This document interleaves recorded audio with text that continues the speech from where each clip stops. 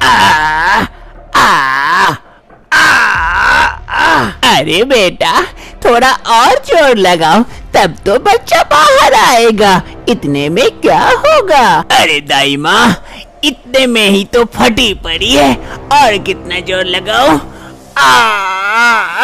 अरे समीर जी थोड़ा और जोर लगाइए ना, अभी बच्चा बाहर आ जाएगा। अरे हाँ समीर जी थोड़ा जोर लगाइए, जोर से। चलो बोलो, जोर लगा के जोर लगा के। चलो बेटा अब सभी को ही कह दिए, अब तुम भी जोर लगा दो। अरे क्या दाई माँ कहाँ से जोर लगाऊं? आप तो औरतों को छोड़कर मर्द से बच्चा पैदा करा रहे हैं, तो कहाँ से चलेगा? शमीर को बच्चा होने वाला था। शमीर की 5 पत्नियां थी, लेकिन किसी से बच्चा नहीं होता है। चलो बेटा और जोर लगाओ, देखो देखो बच्चा बाहर आ रहा है। लगाओ बेटा जोर लगाओ, जोर लगाओ।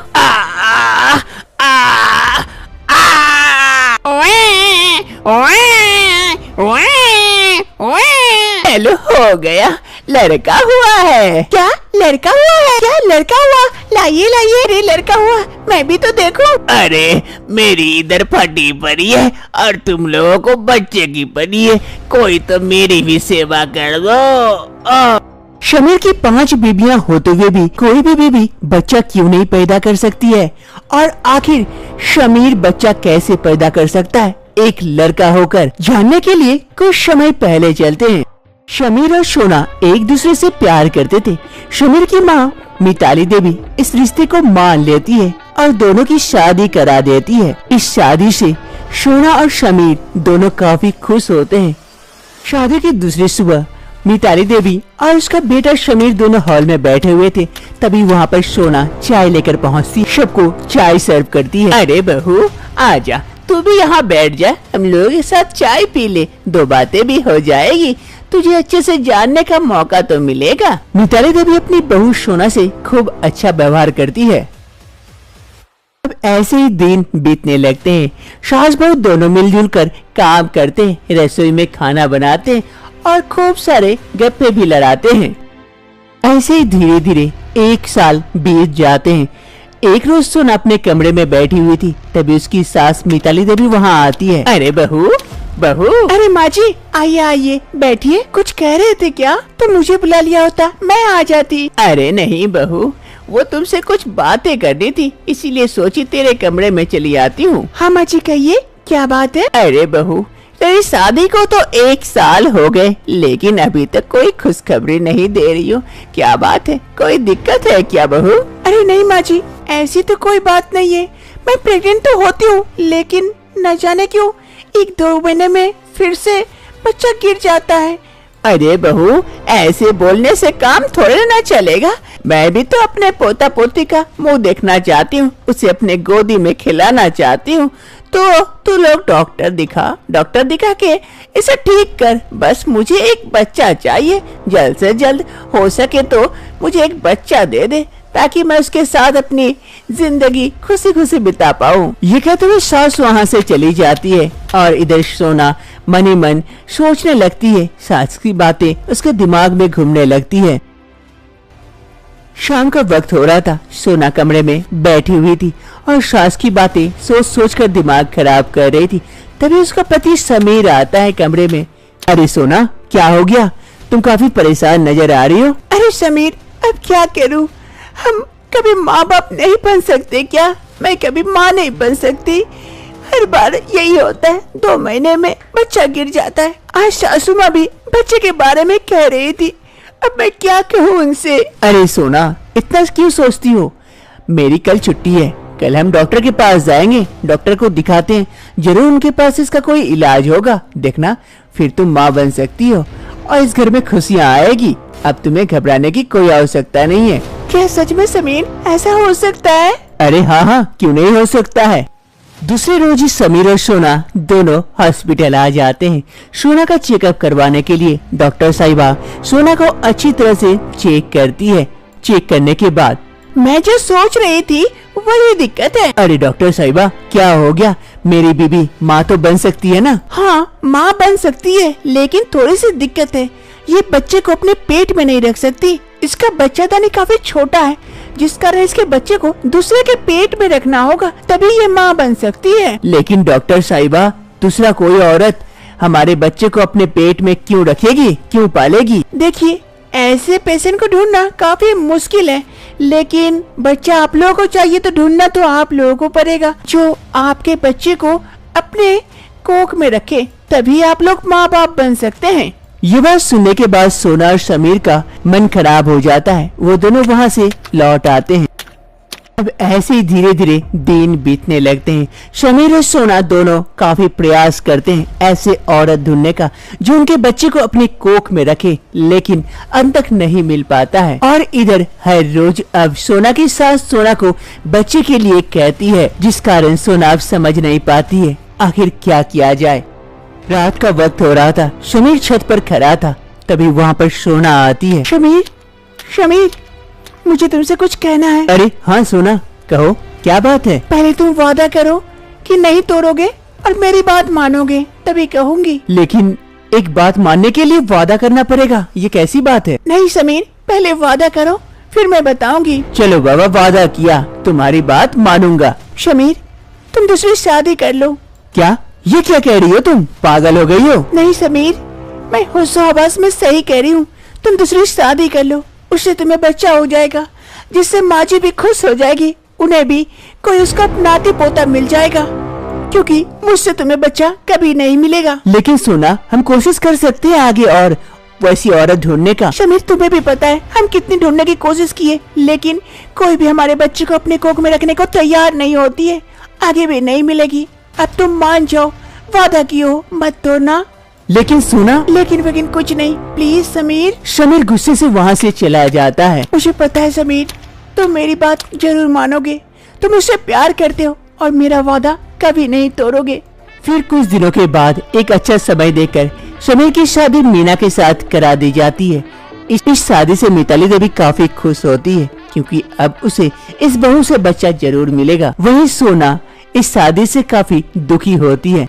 ऐसे कुछ समय बीतते हैं, लेकिन मीना से भी जब कोई बच्चा नहीं हो पाता है तो मीना को चेकअप के लिए समीर हॉस्पिटल लेके आता है। डॉक्टर साहिबा शेम कहती है इसे भी वही प्रॉब्लम होता है जो सोना को हुआ था। अब समीर और सोना को भी अब लगने लगा था कि इससे भी बच्चा नहीं मिल सकता है, क्योंकि उसे कोई औरत मिल ही नहीं रही थी जो उनके बच्चे को अपने कोख में रखे।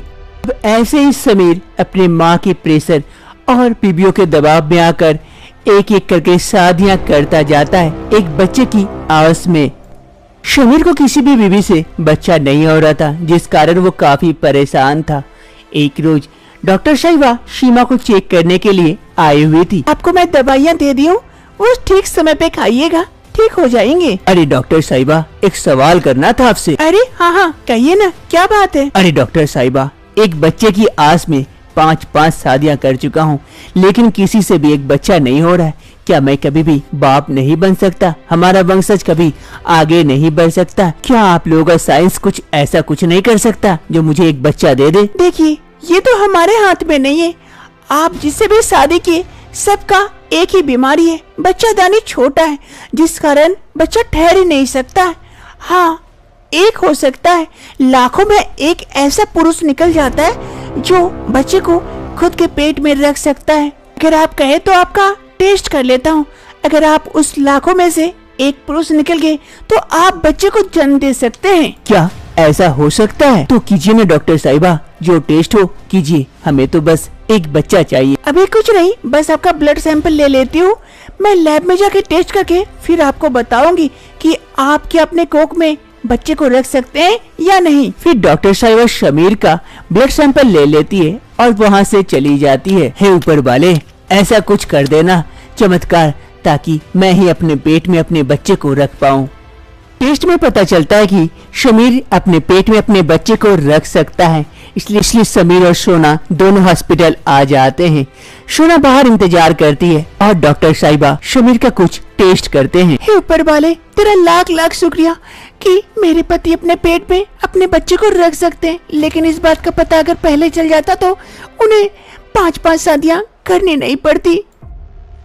वक्त बीतने के साथ साथ शमीर का पेट भी धीरे धीरे बड़ा होने लगा था।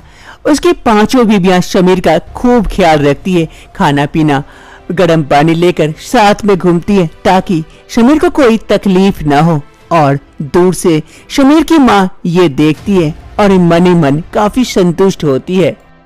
वर्तमान समय बच्चा होने से सभी बहुएं काफी खुश होती है। उधर बच्चे की रोने की आहट सुन शमीर की माँ भी वहाँ आ पहुँचती है। अरे बहू बहू, बच्चा हो गया क्या? क्या हुआ है? अरे माँ जी, आइए आइए, लड़का हुआ है। अरे लाओ लाओ, मुझे भी गोदी दो, मेरे बेटे का बेटा हुआ है। इस बच्चे के आने से पूरा परिवार काफी खुश होता है। और इधर शमीर, अरे तुम लोग बच्चे आने से बच्चे की तरफ चले गए, मेरे पास भी तो कोई आओ, मुझे भूल गए क्या? अरे नहीं नहीं, आपको कैसे भूल सकते हैं, हमें तो और भी बच्चा चाहिए होगा, तो आपकी जरूरत तो जरूर पड़ेगी। क्या और बच्चा? मोहन धीरे धीरे से सीमा के करीब आता है और जैसे सीमा को छूता है, सीमा डर जाती है और जोर से चिल्लाती है। हाथ से उसका सूप का बाउल गिर जाता है नीचे। अरे सीमा, सीमा क्या हो गया, क्यों चिल्लाई थी? अरे सुबह कुछ नहीं, वो साली साहिबा सूप बनाई थी, मैं लेने गया तो हाथ से फिसल गया और नीचे गिर गया। शोभा और मोहन की शादी हो जाती है। इससे शोभा के घर वाले काफी खुश होते हैं। शोभा के घर वाले काफी गरीब थे। उसके पिता एक किसान थे और उसकी एक छोटी सी बहन थी, सीमा। शोभा और मोहन दोनों शादी के बाद घर के अंदर जाने के लिए आते हैं कि दरवाजे पर मोहन की साली खड़ी होती है, सीमा। अरे क्या बात है साली जी, दरवाजा तो छोड़िए, हमें अंदर जाना है। अरे नहीं नहीं जीजा जी, घर के अंदर जाना है तो साली को नेक तो देना पड़ेगा, बिना नेक के अंदर जाने नहीं मिलेगा। अरे सीमा, ये क्या कह रही है तू? अरे दीदी, ये सालियों का हक है, कैसे छोड़ सकते हैं? अरे लेकिन साली जी, मेरे पास तो पैसे नहीं है, क्या करूं? तो फिर रात में बाहर ही रुकना पड़ेगा। अब आपको सोचना है बाहर रुकना है कि अंदर जाना है। अब साली इतना जिद कर रही है, कुछ तो देना पड़ेगा। फिर मोहन अपने जेब से 100 का नोट निकालता है और सीमा को देते हुए कहता है, ये लीजिए साली जी, अब तो जाने दीजिए हमें अंदर। अरे जीजा जी, इससे क्या होगा, 100 के नोट से कम 500 रुपया तो निकालिए। इतने कंजूस हैं क्या मेरे जीजा जी? क्या सीमा, अब दे रहे हैं ना, जो दे रहे वो रख लो, इतनी जिद क्यों कर रही हो? अरे शोभा, साली और जीजा के बीच में तुम मत आओ, ये हम दोनों की आपस की बात है। ये हुआ ना जीजा जी, तो लाइए मेरा 500 का नेक निकालिए जल्दी से और अंदर जाइए। चलो साली जी, तुम जीती मैं हारा, ये लो 500 का नोट, अब हमें अंदर जाने दो। मोहन सीमा को 500 का नोट दे देता है और सीमा गेट छोड़ देती है। 500 का नोट पाकर सीमा खुश हो जाती है। ये आज तो मजा आ गया। शादी के दूसरे रोज शोभा अपनी ससुराल में किचन में कुछ नाश्ता बना रही थी, तभी किचन में मोहन आता है। अरे शोभा, सुबह सुबह किचन में इतनी अच्छी खुशबू आ रही है, क्या बना रही हो? अरे मैं आपके लिए नाश्ता बना रही थी। अरे आपको ऑफिस जाना ना, लेट हो जाएगी, इसीलिए जल्दी जल्दी से बना रही थी। आप जाके बैठिए, मैं अभी लेके आती हूँ। अरे तुम कहो तो ऑफिस आज नहीं जाते हैं, घर पर ही रुक जाते हैं, दोनों मिलकर अच्छे से खाना बनाते हैं। कोई दरकार नहीं है, आप जाइए यहाँ से, आपको ज्यादा रोमांटिक होने की कोई आवश्यकता नहीं है। आप जाके बैठिए चुपचाप, मैं आपके लिए नाश्ता लेके आती हूँ। चलो कोई बात नहीं है, बैठ जाता हूँ, जल्दी लेके आओ नाश्ता। बीवी भी ऐसी है, प्यार करने देती नहीं है। ठीक है, मैं वैसी ही हूँ। फिर मोहन किचन से चला जाता है और इधर शोभा, मेरे नटखट पति कही के। 1 महीने बाद एक रोज दरवाजे की घंटी बजती है। अरे इस वक्त कौन आ गया? अभी तो मोहन ऑफिस में होंगे, कौन आया है देखती हूँ जाकर। फिर शोभा बाहर के दरवाजे की ओर जाती है, सामने देखती है उसकी बहन सीमा आई हुई है। ये देखकर शोभा काफी खुश हो जाती है सीमा को देखकर, और सीमा भी काफी खुश होती है अपनी बहन शोभा को देखकर। अरे सीमा तू, अरे शोभा कैसी है मेरी बहन? मैं तो ठीक हूँ, तू कैसी है? और अचानक से बिना खबर दिए? अरे वो मेरे एग्जाम खत्म हो गए थे, घर में बैठी थी, सोची बहन से मिलता चलूं, तो आ गई। कुछ दिन तेरे पास रहूंगी। अरे ये तो बहुत अच्छी बात है। और जीजा जी कहाँ है? अरे वो तो इस वक्त ऑफिस में होते हैं, शाम को आएंगे। चल चल घर के अंदर चल, बाहर कितनी बातें करेंगे, अभी ढेर सारी बातें करनी है तुझसे। हाँ हाँ चल चल। फिर शोभा सीमा को घर के अंदर लेके जाती है। फिर शोभा और सीमा दोनों बहन मिलकर खूब बातें करते हैं। सुबह से कब शाम हो जाती है उन दोनों को भी पता नहीं चलता है। अरे सीमा तू यहाँ बैठ, कब शाम हो गई, हम लोगों के बातें बातों में कुछ पता ही नहीं चला। उनके लिए कुछ नाश्ता बनाना है, तू यहाँ बैठ, मैं तुरंत नाश्ता बना के आ जाती हूँ। अरे शोभा तू तो हमेशा बनाती है, आज मैं जीजा जी के लिए कुछ अच्छा सा बनाती हूँ, जीजा जी को पसंद आएगा। अच्छा चल ठीक है, बना ले कुछ अच्छा सा। फिर शोभा कमरे में ही रहती है। सीमा नाश्ता बनाने के लिए किचन की ओर जाती है। सीमा किचन में आकर अपने जीजा जी के लिए बहुत अच्छे से सूप बनाई थी। अरे ये तो बहुत अच्छी सुगंध आ रही है, जीजा जी को ये बहुत पसंद आएगा। सीमा ये सब सोच ही रही थी कि पीछे से उसके जीजा जी मोहन आ जाते हैं किचन में। अरे शोभा आज बच के कहाँ जाओगी? आज तो मैं तुम्हें सरप्राइज कर ही दूंगा। कितना जल्दी मैं घर आ गया, हमेशा कहती थी कि जल्दी नहीं आ सकते, आज मैं आ गया। मोहन को सीमा को देखकर पता नहीं चलता पीछे से कि ये सीमा है कि शोभा है, क्योंकि सीमा शोभा की साड़ी पहनकर किचन में थी। मोहन धीरे धीरे से सीमा के करीब आता है और जैसे सीमा को छूता है सीमा डर जाती है और जोर से चिल्लाती है। हाथ से उसका सूप का बाउल गिर जाता है नीचे। अरे साली साहिबा तुम यहाँ पर? हाँ वो जीजा जी, मैं वो आपके लिए बना रही थी कुछ नाश्ता, वो गिर गया नीचे, आज ही मैं आई थी। सीमा की चिल्लाने की आहट सुन शोभा भी जल्दी से दौड़े दौड़े किचन में आ जाती है। अरे सीमा सीमा क्या हो गया, क्यों चिल्लाई थी, और ये क्या गिर गया पूरा? अरे शोभा कुछ नहीं, वो साली साहिबा सूप बनाई थी, मैं लेने गया तो हाथ से फिसल गया और नीचे गिर गया। अच्छा ठीक है, आप जाइए फ्रेश होइए, मैं आपके लिए कुछ बना के लेके आती हूँ। फिर मोहन वहाँ से चला जाता है और इधर सीमा, सॉरी दीदी वो सूप गिर गया। अरे पगली कोई बात नहीं है, हम साफ कर देते हैं अभी। 9 महीने के बाद शोभा प्रेग्नेंट थी।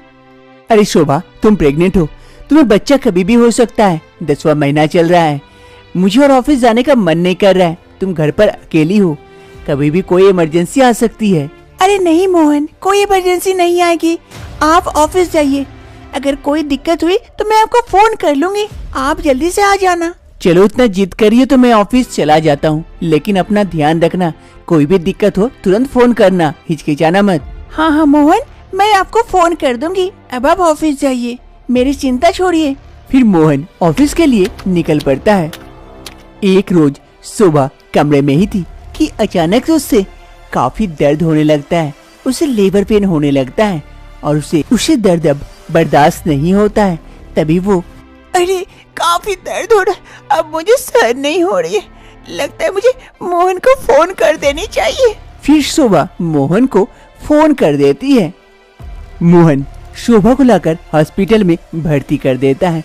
काफी इमरजेंसी थी, इसीलिए डॉक्टर शोभा को जल्दी से ऑपरेशन थिएटर में लेके जाते हैं और इधर मोहन ऑपरेशन थिएटर के बाहर बैठा होता है। तभी वहाँ पर सीमा और उसके पापा भी पहुँच जाते हैं। जीजा जी दीदी।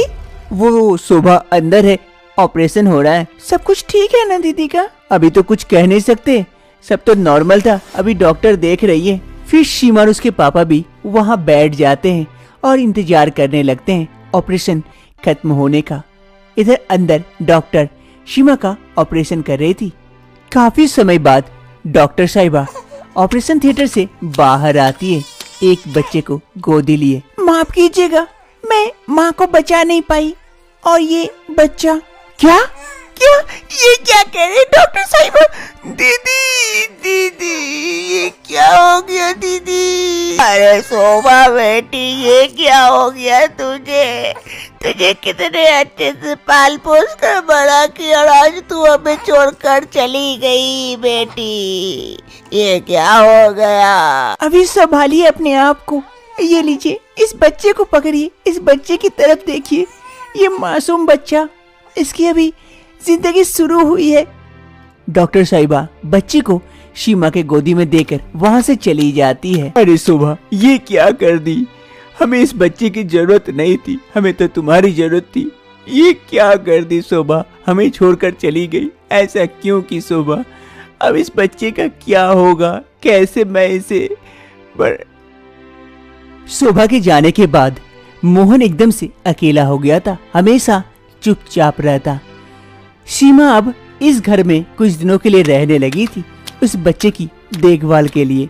एक रोज मोहन कमरे में बैठा हुआ था, तभी सीमा नाश्ता लेकर पहुंचती है। ये लीजिए जीजा जी, नाश्ता कर लीजिए। ऐसे अगर सोचते रहेंगे तो आपकी तबीयत खराब हो जाएगी। दीदी तो अब इस दुनिया में नहीं है, वो तो चली गई। कम से कम आप इस बच्चे के खातिर।